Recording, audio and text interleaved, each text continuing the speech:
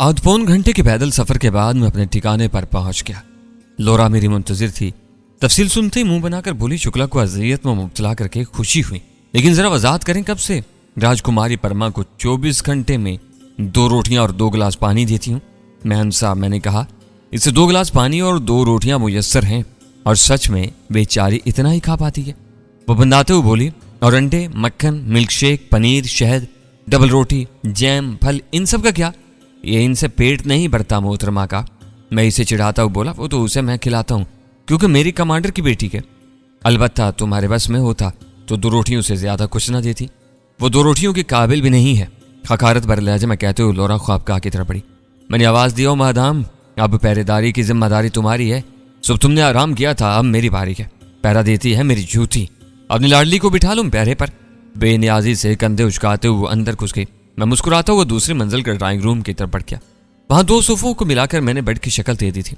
परमा की ख्वाबगाह के बाहर सोना ज्यादा मुनासिब था कि बुरे वक्त का कोई पता नहीं चलता। आजाद पंछी को कैद कर दिया जाए तो मानूस होने तक वो निचला नहीं बैठता।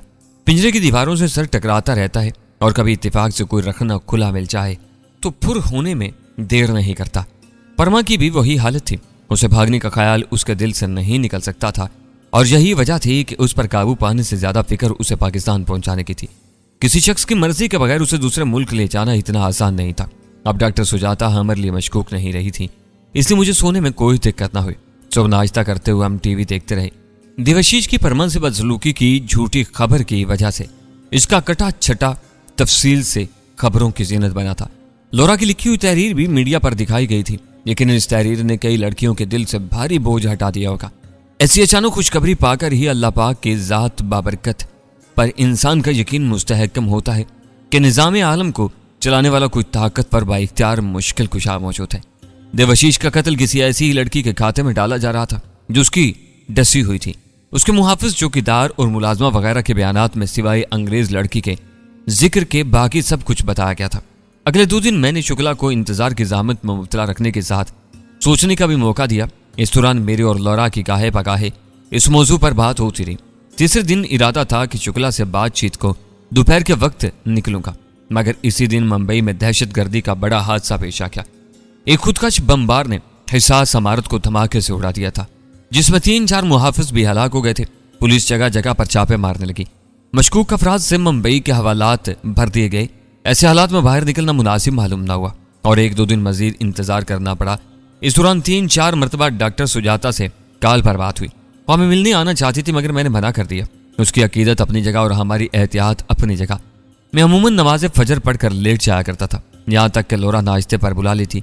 हम इकट्ठे नाश्ता करते और फिर मैं परमा के लिए नाश्ता ले जाता। परमा की वजह से हमें भी पुरतकल्लुफ नाश्ता मिल जाता था, वरना हम दोनों खाने पीने के मामले में दरवेश थे। लोरा को भी जो मिल जाता खा लेती, और मेरा तो ताल्लुक ही छोटे तबके से है जो सुबह नाश्ते में रात की बासी रोटी चाय के साथ खाने के आदी होते हैं। जब हमारे आका सल्लल्लाहु अलैहि वसल्लम मिल जाए तो रोजी, ना मिला तो रोजा पर सारी जिंदगी कारबंद रहे, तो उम्मतियों को भी खाने पीने में ज्यादा नखरे से काम नहीं लेना चाहिए। अलबत्ता इस्तिताअत होने पर कोई मुमानत नहीं। अल्लाह पाक की नेमतों पर रसाई पाना खुशकिस्मती का आला दर्जा ही कहलाया जा सकता है। इस दिन भी मैंने नाश्ता करके परमा की पसंद का नाश्ता ट्रे में डाला और ऊपरी मंजिल का रुख किया। मेरी मौजूदगी में लोरा उसे घास डालने पर भी वादा नहीं होती थी, जबकि मुझे ऐसा लगता जैसे परमा मेरी करीबी अजीज या खसूसी मेहमान हो। उसकी हर ख्वाहिश मैं खुश दिली से पूरी करता था। वो भी बड़े मान और यकीन से मुझे काम बताया करती थी। काफ़ी का मूड है, चाय बना दोगे? जूस तो ले आओ, सोते वक्त हल्का गर्म दूध लाजमी पीते हैं। स्लीपिंग सूट मंगवा दो। नीचे ख्वाबगाह में चंद नावल पड़े थे, वो ला दो। हमें टीवी देखना है। फलां ब्रांड का मक्खन मंगवाया करो। डबल रोटी फलां बेकरी से लाओ, वगैरह वगैरह। इनमें कोई भी काम ऐसा नहीं था जिसकी तकमील में मुझे कबाहत होती। मैं उसे अपनी निगरानी में टीवी दिखाने को ड्राइंग रूम में बिठा देता, फिर वह खुद उकता कर चली जाती या मैं थकन का बहाना करके जाने का कह देता। अब हमारे बीच एक खामोश मुआहदा हो चुका था। वो सुलझे हुए अंदाज में गुफ्तगू करती और मैं उसे हद्दुल वसी आराम मुहैया करने की कोशिश करता। लोरा और उसका सामना न होने के बराबर था। हिंदुओं में शराब नोशी आम है। शुक्ला के यहाँ तकरीब में मैंने उसे शराब पीते हुए देखा था, लेकिन मुझसे कभी उसने शराब का तकाजा नहीं किया था। शायद वो आदी नहीं थी। बहरहाल उसकी शराब नोशी तहसीन के काबिल नहीं थी कि मुझे उसके शराब न मंगवाने की कुरीद होती। दरवाजे के सामने पहुंचकर मैंने दस्तक दी, क्योंकि नामहरम लड़की की ख्वाबगाह में मुंह उठाए घुस जाना नहायत गलत था। दस्तक देकर मैंने लहजा भर इंतजार किया और फिर दरवाजे को धकेलता हुआ अंदर घुस गया। ख्वाबगाह खाली नजर आई। मेरी नजर गुस्ल खाने के दरवाजे की तरफ उठ गई थी। मैंने आगे बढ़कर नाश्ते की ट्रे शीशे की मेज पर रखी। इसी वक्त हल्की सी क्लिक हुई और वो रेशमी बालों पर तौलिया रगड़ते हुए गुस्ल खाने से बरामद हुई। काले रंग के स्पोर्ट्स पाजामे के ऊपर उसने निस्फ बाजू की बुनियान पहनी थी। मुझ पर सरसरी नजर डालकर वो अपने काम में लगी रही। मैंने बाहर निकलने को पर तोले। बात सुनी, मैं रुककर सवालिया नजरों से घूरा। तौलिया बेड पर फेंक कर उसने गर्म जर्सी उठाई। दोपहर को रिमशा बेकरी से पिज्जा मंगवाते ना, और मैं ऊपर नीचे सर हिलाते हुए बाहर निकला। दोपहर को जब उसे पिज्जा देने गया, वो टांग पर टांग चढ़ाई अंग्रेजी नावल के मुताले में गर्क थी। पिज्जे का डब्बा देखते ही मुस्कुराते हुए उठ बैठी। पिज्जा रखकर मैं मुड़ गया, क्योंकि हत्तुल वसे कोशिश यही होती थी उसके हमरा ना बैठूं। उसे कब से आवाज ही कहाँ चल दी है, पूरा पिज्जा हमसे थोड़ी खाया जाएगा, अभी हमारा साथ दें, बाद में खा लूंगा। उसने मुंह बनाया, मुलाजिम तो नहीं हो कि बचा खुचा खाओगे। मैंने मुड़कर निशित संभाली और उसे मतून करता हुआ बोला, किसी ऐसे शख्स की हमराही में बैठकर खाना पीना मुनासिब नहीं लगता जिसके दिल में मेरे बारे में नफरत भरी हो। वो मुतबस्सम हुई, अब पहले जितनी नफरत बाकी नहीं रही, क्योंकि आप हमारा बहुत ज्यादा ख्याल रखते हैं। अच्छी बात है। मैंने डिब्बे का ढक्कन उठाकर उसकी तरफ धकेला। पिज्जा 8 टुकड़ों में कटा हुआ था। एक टुकड़ा उठाकर उसने दांतों से हल्का सा काटा और नजाकत से चबाते हुए कहने लगी, एक बात पूछी। हाथ पिज्जे की तरफ बढ़ाते हुए मैंने सवालिया हुनकारा भरा। वो धीरे से बोली, सच बताओ, इतना ख्याल क्यों रखते हो? कैप्टन लोरा ने तो हर वक्त मिर्चें चबाई होती हैं, हिटलर की पोती ना हो तो? मैंने बरजस्ता पूछा, ख्याल रखने पर एतराज है, शिकायत है या तजस्सुस? वो फलसफियाना लहजे में बोली, कोई इज्जत दे तो उस पर एतराज या शिकायत तो नहीं जचती, खासकर जब बंदा कैदी हो। अलबत्ता जिसकी कैद में हो उसके इल्तफात की खोजैन फितरत है, और उस पर हैरानी का इजहार भी अनोखा नहीं है। मैंने जवाब गोल मोल किया। फिलहाल तो कोई जवाब देने की हालत में नहीं हूं, बस इतना कह सकता हूं कि मुंबई में अपने सच्चे खैर ख्वाहों की गिनती में एक अदद का इजाफा कर दें। सच बताओ, कहीं हमसे प्रेम व्रेम तो नहीं खो गया? पिज्जे का दूसरा टुकड़ा उठाते हुए उसने आम अंदाज में पूछा, यूं जैसे मेरी खैरियत दरियाफ्त कर रही हो। वो मशरकी लड़की थी, मगर जिस नहज पर उसकी तरबियत हुई थी, ऐसी बेबाकी अनोखी या हैरान को नहीं थी। इंडिया में ऊंचे तबके से ताल्लुक रखने वाली लड़कियां मगरब की तकलीद में फख्र महसूस करती हैं, और बॉयफ्रेंड गर्लफ्रेंड तहजीब की परचार्क और दिलताता है। परमा के लहजे में मुझे शरारत या तंज वगैरह नजर नहीं आया था। अलबत्ता मेरे सर पर बम जरूर फूटा था, मगर अपने बर्ताव पर गौर किया तो लगा परमा सवाल में हक बजानिब थी। लोरा उसे जूते की नोक पर रखती, उसकी तौहीन करती, बेइज्जती और डांटने का कोई मौका हाथ से जाने न देती, जबकि मैं आपसे मुखातिब करता। उसकी ज़ुर्रियात का ख्याल ऐसे करता जैसे शहजादियों का खसूसी मुलाजिम हर वक्त उनकी खिदमत पर कमर बसता रहता है, खाने पीने पहनने को जो मांगती हाजिर कर देता, और बज़ाहिर उसके साथ कोई रिश्ता भी नहीं था। एक जवान लड़की किसी मर्द के ऐसे इल्तफात को चाहत के अलावा और कोई नाम दे ही नहीं सकती थी, और बिलाशुबा मर्द की जिंदगी में एक से ज्यादा औरतों की गुंजाइश रहती है। अल्लाह पाक ने इसकी फितरत ऐसी बनाई है कि एक औरत पर कनात करने के बजाय मजीद का मुतलाशी रहता है। लेकिन मेरे साथ एक और मसला था, जिसका नाम पलवैशा खान वजीर है। वो मेरे दिल में इस कदर गहराई में उतरी हुई है कि उसके अलावा किसी लड़की से मोहब्बत करना मुमकिन न था। रुमाना जैसी लड़की को भी तभी मेरी जिंदगी में दखूल का मौका मिला जब मेरी ताई पलवैशा बाकी नहीं रही थी, और अब जबकि वो पूरी आबोताब से मेरी जिंदगी में उजाले बखेर रही थी, तो परमा क्या उससे कई गुना खूबसूरत लड़की भी मुझे मुतासिर नहीं कर सकती थी। अलबत्ता सिनफे नाजुक से हमदर्दी गलत या बुरी नहीं है, अगर नफसानी जज्बे से पाक हो। और परमा की अहमियत के पसे पर्दा तो अंसारी साहब का वजूद था, वतन की खातिर अपनी जिंदगी का बेहतरीन हिस्सा दुश्मन मुल्क में गुजारने वाला मुजाहिद। अगर ऑफिसर की बजाय कोई आम जवान भी होता तो मेरे लिए इतना ही मुकर्रम और मुअज़्ज़ज़ होता। शायद आम लोगों को घर वालों से बिछड़ने और परदेश में जिंदगी गुजारने का तजर्बा ना हो, उन्हें यह बावर कराना मुश्किल हो कि अपने बच्चों की कलकारियां सुनने को इंसान कितना बेचैन रहता है, वालिदैन की मोहब्बत और उनके चेहरों की ज़ियारत की कितनी हाजत होती है, इनकी शफकत भरी डांट खाने को बंदा कैसे तरसता है। बीवी के हाथ पका हुआ खाना जिसमें खलूस चाहत उल्फत और मिठास लबालब भरी होती है, कितना शीरीं लजीज और पाकीज़ा होता है। गाँव की गर्द आलूद आबो हवा के मुकाबले में कश्मीर और शुमाली इलाका जात के पुरफिजा मकाम भी हेच नजर आते हैं, और जब इंसान बरज़ा और रगबत इनसे जुदाई पर आमादा हो जाए तो ऐसे शख्स की हिम्मत हौसले और मुजाहिदे को दाद न देना ज्यादती होगी।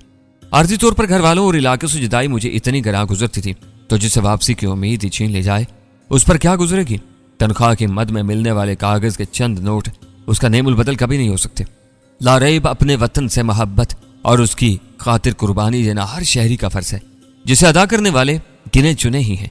करोड़ों की आबादी में चंद लाख हिंसा इतनी कलील तादाद की तरफ इशारा करता है जिसे समझना साहिब अकल के लिए चंदा दुश्वार नहीं। इन चंद लाख में चंद सौ ही ऐसे हैं जिन्हें पाकिस्तानी होने की ज्यादा कीमत अदा करना पड़ती है, लेकिन मुल्क को नोचने घसोटने और अपनी तिजोरियों को लबालब भरने वालों को ये मुहाफिज बहुत बुरे लगते हैं। कानून फितरत है कि चोरों और लुटेरों को चौकीदार एक आंख नहीं बाते, और जो पाकिस्तान की सलामती में नकब लगाने के ख्वाहां हैं उन्हें पाक आर्मी से बुग़्ज़ और अदावत है कि पाकिस्तान की सलामती की ज़ामिन अल्लाह पाक की ज़ात बबरकत के बाद पाक आर्मी ही है। खैर बहस कोई और रुख इख्तियार कर गई है और ऐसी कोताही मुझसे अक्सर सरजद हो जाती है। उम्मीद है सामीन दरगुजर करेंगे। परमा के इस्तफसार पर हैरान होने के बाद मुझे हंसी आई थी। क्या कल गाते हुए कहा, मेरे दोस्त कैप्टन लौरा ब्राउन इतनी बदसूरत तो नहीं कि मुझे महबूबा ढूंढने को दाएं बाएं मुतवज्जा होना पड़े। पहले हमारा भी यही ख्याल था और आपके लौरा ब्राउन की मदद करने के पसे पर्दा हमें यही वजह कार फरमा नजर आई थी। लेकिन अपनी ज़ात पर आपके मुसलसल इल्तफात ने इस सवाल पर मजबूर किया ताकि कोई ऐसी वैसी बात हो तो आपको समझा सकें। क्या समझाओगी? मेरे लहजे में खुशगवार इश्तियाक भरा था।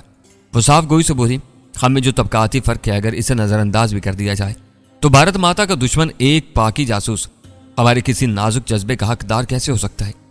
बेशक ऐसा सोचने वाले की अकल पर मातम ही किया जा सकता है और सबसे बढ़कर आपकी शक्ल इस काबिल ही नहीं है कि हमारे दिल में कोई जगह पा सको। चेहरे पर उदासी लाते हुए मैंने हुनकारा भरा, यह तो मैंने सोचा ही नहीं था। उसने मुदब्बिराना अंदाज में कंधे उचकाए। हमारा काम था समझाना। मैं बज़ाहिर दुखी लहजे में बोला, सच तो यह है कैप्टन लौरा भी घास डालने पर तैयार नहीं। हालांकि उसकी खातिर मैंने अपना मिशन अधूरा छोड़ दिया है और उसके आगे पीछे फिरने लगा। जब मायूस होकर जाने का सोचा तो वो आपको अगवा करके ले आई और मुझे यहाँ रहने को नई उम्मीद मिल गई। आप तो इससे भी संगदिल निकली क्योंकि उसने कभी वाशगाफ अंदाज में इनकार नहीं किया था। उस उसरात से सफाई पेश की, हमें दोष ना देना, हमारी हैसियत एक बेबस कैदी की सी है और हमने आपको गलतफहमी में भी नहीं रखा। जो ही महसूस हुआ आपकी नवाजात किसी मकसद के तहत हो सकती हैं, फौरन अपने जज्बात का इजहार कर दिया। मैंने उदासी से लबरेज गहरी आह भरी। दुरुस्त कहा, आपसे कोई गिला नहीं। जब बनाने वाले ने सूरत ही ऐसी बनाई है कि किसी औरत के दिल में जगह ना पा सकूं तो इसमें किसी दूसरे को जिम्मेदार ठहराना कहाँ का इंसाफ है? उस तुरम हमेज नजरों से मुझे घूरते हुए कहा, सफेद पोश तबके में काफी खूबसूरत है और आजाद ख्याल लड़कियां मिल जाती हैं जिनका मतमा नजर खाते पीते घराने का लड़का ढूंढना होता है। फिक्र अधूरा छोड़ते हुए मुझे सवालिया नजरों से घूरने लगी, गोया बात मुकम्मल करने को इजाजत चाह रही हूं। क्या अगर? बेताबी जाहिर करते हुए मैंने उसे मायूस नहीं किया था। हमें ग्रैंड पा के पास ले जाओ, आपका दामन मालो दौलत से भर देंगे। वो पैसे बैंक में रखवा देना, पक्की जिंदगी इनके मुनाफा पर गुजर जाएगी। अच्छा खाने पीने लगोगे तो लड़कियां भी मिल जाएंगी। मैंने अपने मसले की गंभीरता वाजे की। लड़कियां तो अब भी मिलती हैं, बात तो दिल पसंद लड़की की हसूल की है ना। उसे नफी में सर हिलाया, हमारा ख्याल दिल से निकाल दो। मैंने मायूसी जाहिर की। लोरा ने भी सब्ज झंडी दिखा दी है, आपको भी हम पसंद नहीं तो यहां से चले जाना ही बेहतर रहेगा। मैंने दुख भरा ठंडा सांस भरा। यकीनन मेरे जाने का तो आपको कोई दुख नहीं होगा। अलबत्ता मेरे बाद कैप्टन लोरा के साथ थोड़ा संभल कर रहना। वो आपके नाना से सख्त नफरत करती है, कहीं कोई उल्टी सीधी हरकत न कर दे। वो आपके नाना का किरदार मेरे लिए भी बहुत खनौना और गलीस है, मगर आपको मासूम और बेगुनाह समझता हूँ। मुझे इजाजत दो और अपना ख्याल रखना। परमा जी का क्या मतलब? अब चले जाएंगे? लोरा का सामना करने के ख्याल ही से उसे झुरझुरी आ गई थी। मैं बेचारगी से बोला, तो क्या करूं? किस उम्मीद पर बदेसी मादाम की झिड़कियां सुनूं? पाकिस्तान आर्मी तक भी मेरी इन हरकतों की खबर पहुंच गई होगी कि अपनी जिम्मेदारी छोड़कर किसी अंग्रेज लड़की का गुलाम बना फिर रहा हूं। शायद अब तक मेरा कोर्ट मार्शल भी हो चुका होगा। बोली इजाजत से बोली, अगर जाना है तो हमें आज़ाद करके जाओ ना। मैंने खौफजदा होने की अदाकारी की। शायद अब मुझे कैप्टन लोरा के हाथों मरवाना चाहती हैं। एक लड़की आपका क्या बिगाड़ सकती है? इस दिन 3 गुंडों को आपने चंद लम्हों में धूल चटा दी थी। ये तो फिर एक नाजुक लड़की है। मुझे बुज़दिल और पाक आर्मी को नाकारा कहने वाली की अपनी गर्ज आई तो पिछली बातें भूल के मैंने कहा, नाजुक लड़की कहाँ, तरबियत याफ्ता कमांडो है। वो बड़े लाड से बोली, आपने हमारी हिफाजत का वादा किया था। जब तक लोरा और ग्रैंड पा की सुलह नहीं हो जाती हम आपको जाने नहीं देंगे। ठीक है नहीं जाता, मगर सवाल तो हनूज बाकी है। उसने इसरारी अंदाज में हाथ मरोड़े। यकीनन अपनी हमाकत पर पछता रही थी। उसके तय अगर वो ये मौजू ना छेड़ती तो मैं चुपचाप बगैर किसी तकाजे और वादे के उसकी सेवा करता रहता, जबकि अब मैं उम्मीद भरी खबर सुनने का ख्वाह था और बिलफर्ज वो झूठा वादा कर लेती तभी उसे छेड़ने और इजहार मोहब्बत का बहाना हाथ आ जाता, जो खाम खा का दर्द सर मोल देने वाली बात थी। लम्हा भर सोच कर वो खुद कलामी के अंदाज में बोली, नहीं आप कहीं नहीं जाने वाले और ना हम कोई उम्मीद दिला सकते हैं। हमारे दरमियान तबकाती फर्क मौजूद है। आप हमारी जरूरियात ही को पूरा नहीं कर सकेंगे। क्यों नहीं कर सकूंगा? अब पाउंडों में तनख्वाह ले रहा हूँ, बल्कि हफ्ते भर से जरूरियात पूरी कर भी रहा हूँ। आंखों में नमी भरते हुए लिजाजा से बोली, प्लीज। मैंने बुलंदबाग कहकर लगाया, पागल। वो मुताज्जिब हुई, पागल क्यों बोला और हंस क्यों रहे हो? इतना अहमक लगता हूँ कि जनरल धीरेन्द्र शुक्ला की नवासी से शादी के ख्वाब देखने लगूं। मैं आम सा सिपाही हूँ मोहतरमा, इतने ऊंचे ख्वाब देखने की जुर्रत कहाँ कर सकता हूँ। बेफिक्र रहो, आपका ख्याल किसी लालच की वजह से नहीं रखता और इतना अंदाजा तो अब तक हो जाना चाहिए था आपको। क्या सच में? उसके होंठों पर महजूबाना तबस्सुम उभरा। आप सच कह रहे हैं? मतलब वाकई में आप हमसे मोहब्बत नहीं करते और फिर खुद कलामी करते हुए तस्दीक चाहे? बिल्कुल ऐसा ही होगा। आखिर कैप्टन लोरा ब्राउन इतनी खूबसूरत लड़की है, हम तो बस वाजबी शक्ल सूरत के हैं ना। पिज्जे का डब्बा उठाते हुए मैं खड़ा हुआ। खैर खाम खा झूठ बोलने पर मजबूर मत करो कि लोरा आपसे खूबसूरत है। अलबत्ता जिसे मैं चाहता हूँ बिला चुबा वो आपसे बहुत ज्यादा प्यारी है। उसने इश्तियाक भरे लहजे में पूछा, कौन है वो? इंशाल्लाह कभी जरूर मिलवाऊंगा और तब आप तस्लीम करेंगे कि मैंने झूठ नहीं कहा था। मेरी आंखों के सामने पलवेशे का मोहना चेहरा नमूदार हुआ। समातों में पश्तों की खूबसूरत धुन गूंजी और उसका पुरकशिश बदन तेज हवा की इज्जत में आया। रात के खाने के बाद मैं एक बार फिर अपने ठिकाने से निकल आया। मुंबई की तेज जिंदगी में खुद कुछ धमाके से जो आर्जी तमूज पैदा हुआ था उसे खत्म होने में बमुश्किल 2-3 दिन लगे थे। अब बस टीवी पर तबसरों की सूरत वो खबर सुनाई दी जाती, वरना कई नए हादसों ने उसे पुराना कर दिया था। टैक्सी पर बैठकर मैं अपने ठिकाने से मुनासिब फासले पर उतर गया। आज मैं उस दिन वाली जगह से मुखालिफ समत आया था। दरमियानी दर्जे के एक होटल में कोने की मेज पर बैठकर मैंने चाय मंगवाई और शुक्रा को कॉल मिला थी जो दूसरी घंटी पर वसूल हो गई थी। नमस्ते सर, कैसे हैं आप? जवान, तुम्हें मिलना चाहता हूँ। उसने छूटते ही तकाजा किया, क्या आपको लगता है कि मैं इस मुलाकात का मुतहम्मिल हो सकता हूँ? उसने यकीन दहानी की कोशिश की। तुम्हें हर तरह की हिफाजत मुहैया की जाएगी, 50 लाख रुपए इनाम दूंगा, बाकी तुम्हारी मादाम और उसकी तंजीम की जिम्मेदारी भी मैं संभालता हूँ। और याद रहे, मैं अकेला नहीं रहा कि पूरी कुव्वत और ताकत मेरे साथ है। सर ऐसा ही है, लेकिन मैं अपने अंदेशों को कैसे छुटलाऊं? फायदा नुकसान रुपए पैसे का हो तो खतरा मोल लेना मुश्किल नहीं होता, लेकिन जब जान पर बनी हो तो किसी तसल्ली और दिलासे पर यकीन करने को दिल नहीं करता। उसने भड़क मारी, बालिक तुम किसी ऐरे गैर से नहीं, इंडियन आर्मी के जनरल से बात कर रहे हो। भारत माता के सपूत की इज्जत और वकार सर आंखों पर, परंतु क्षमा चाहता हूं महाराज, ये मैदान जंग नहीं कि आप दुश्मन को पांव तले रोंदेंगे। ये तो चालाकी या यारी धोखेबाजी की जंग है और इस मैदान में हमारे फौजी ऑफिसर सादालू और भोले भाले होते हैं। जराइम पेशा अफराद के पेश नजर कोई जाब्ता या असूल नहीं होता और आप ठहरे असूल प्रस्त, खुददार और सीधी सच्ची बात करने वाले। मैं इसे बांस पर चढ़ाते हुए इनकार पर डटा रहा। तुम एक समझदार और बहादुर जवान हो और बिल्कुल सही कह रहे हो। मैं जराइम पेशा अफराद की चालबाजियों से वाकिफ नहीं हूँगा, लेकिन ये क्यों भूल जाते हो, मेरी पुश्त पर राज ऐसी तंजीम है जिसका काम ही दुश्मन मुल्क के अयार जासूसों और धरती माँ से गद्दारी करने वाले मक्कारों को पकड़कर अंजाम तक पहुंचाना है। सर मैं अब आपकी नवाजी को पेट भर कर खाना खिला देता हूँ और कोशिश करूंगा कि उसे जल्द से जल्द भागने का मौका मिल जाए, यूं कि मेरी जात भी शक की जद में ना आए। लेकिन आपसे मिल नहीं सकता, भगवान मेरी रक्षा करे, बहुत बुरी जगह पर फंस गया हूँ। वो पुरमुलामत लहजम बोला, यार समझने की कोशिश करो, तुम एक औरत हमारे मुकाबले में नाकाबिले शिकस्त लग रही है, अब उससे ज्यादा हमारी क्या तौहीन करोगे? मैं अफसरदा से लहजम बोला, सर वो एक औरत नहीं है, उसकी पुश्त पनाही भी कोई बैनुल अक़वामी दहशतगर्द तंजीम कर रही है और उसने वाज़ेह बताया हुआ है कि अगर किसी ने उसकी मुखबरी की तो वह तफ्तीश के चक्कर में नहीं पड़ेगी और तमाम मकामी अफराद को खत्म कर देगी। तुम इसकी लाइलमी में मुझे कॉल भी तो कर लेते हो, इसी तरह चोरी छुपे मिलने भी आ जाओ। बेशक अपनी मादाम का पता ना बताना, मैं बस राइफलों के मौजू पर गुफ्तगू करूंगा। चाहे तुम्हें मालूम ना हो, इस दिन एक खुदकश बमबार की वजह से हमारा वो गोदाम ही धमाके से उड़ गया है जिसमें नई राइफलें जखीरा थी। मुझे राइफलें जांचने का मौका ही नहीं मिल सका। अब मजीद राइफलें मंगवाने से पहले मैं आपसे पूरी तफसील सुनने का ख्वाहिशमंद हूँ, क्योंकि मैं नहीं चाहता दोबारा कोई ऐसा सौदा कर बैठूं जिसमें फंसने का इम्कान हो। पहले तो भगवान की कृपा से बचत होगी, बार बार ऐसे इत्तेफाक नहीं होते। दिल चाह जोरदार क्या लगाऊं। इस मतलब परस्त खुद गर्ज ने जब अपनी गर्दन फंसती देखी तो वो गोदाम ही धमाके से उड़ा दिया जिसमें SR-1 राइफलें जखीरा थी। लेकिन उसने 1-2 राइफलों की जांच करवाकर मेरी खबर की तस्दीक की होगी। यूं भी किसी राइफल से 50-60 गोलियां चलाने में देरी कितनी लगती है और जांचने के बाद उसके पास राइफलों से जान छुड़ाने के अलावा चारा नहीं रहा होगा। लाजमन वो नई राइफलों को जखीरा करके तो नहीं रख सकता था, क्योंकि नए असलहे की आमद के 1-2 दिन के अंदर टेक्निकल टीम उसकी जांच पड़ताल को तश्कील दी जाती है, जिसमें फायरर पुर्जों की जानकारी रखने वाले, एमुनिशन जांचने वाले और असलहा साजी के माहिर मौजूद होते हैं।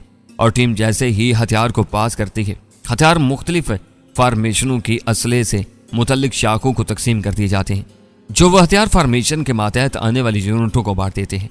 ऐसी ही टेक्निकल टीम असलहा मंगवाने से पहले भी मुकर्रर की जाती है, लेकिन शुक्ला ने बर्मा की खातिर कुछ ज्यादा ही तेजी दिखाई थी। यह भी मुमकिन था SR-1 खरीदने की तैयारी पहले से मुकम्मल हो, क्योंकि जब हम कैद में थे तब भी SR-1 का सौदा तो हो चुका था। अलबत्ता मुआहदे पर अमल दरामद से पहले हम भागने का मौका मिल गया था। तब शुक्ला नहायत सस्ते दामों राइफल खरीद रहा था और अब लोरा ने अच्छी खासी कीमत वसूल की थी। उसके घरौने फेल पर मुझे हैरत नहीं हुई थी। भारत की सियासत पाकिस्तानी सियासत से भी कई गुना ज्यादा घटिया है। यूं भी हिंदू सियासत की बुनियाद कोटलिया उर्फ चांकिया के बताए हुए मकरो फरेब के तरीकों पर रखी गई है। मुर्रिखीन इसकी पैदाइश 4वीं सदी कबल अज़ मसीह का निस्फ अव्वल बताते हैं। ये पाकिस्तान के अजीम शहर टेक्सला में पैदा हुआ था, जो मुख्तलिफ तहजीबों और बादशाहतों का मस्कन रहा है। कोठलिया जात का ब्राह्मण था, लेकिन बहुत ज्यादा बदसूरत था और अपनी बदसूरती पर उसने इल्म दानिश का पर्दा डाले रखा। इसने 150 अबवाब पर मुश्तमिल अर्थशास्त्र नामी किताब उस वक्त के राजा की रहनुमाई को लिखी। कोठलिया उर्फ चाणक्य के लफ्जी मानी मकार है। मोतदिल मिजाज हिंदू अदीब तस्लीम करते हैं कि कोठलिया की किताब ऐसी सियासत की तालीम देती है जो बेरहमी और जुल्म के अलम बरदार है और जिसमें हुकूमत के वज़रा को धोखा दही की तालीम दी गई है। ऐसी किताब जिसमें मोहब्बत के रिश्ते खूनरेजी में बदल जाते हैं। मैंने चाणक्य को देखा न उसकी किताब अर्थशास्त्र तक रसाई है। अलबत्ता मेरी समाअत चाणक्य के ऐसे ही चेले की आवाज़ सुन रही थी जिसने ज़ाती फ़ायदे के लिए वतन की परवाह की और ना बेचारे पहरेदारों की जान की।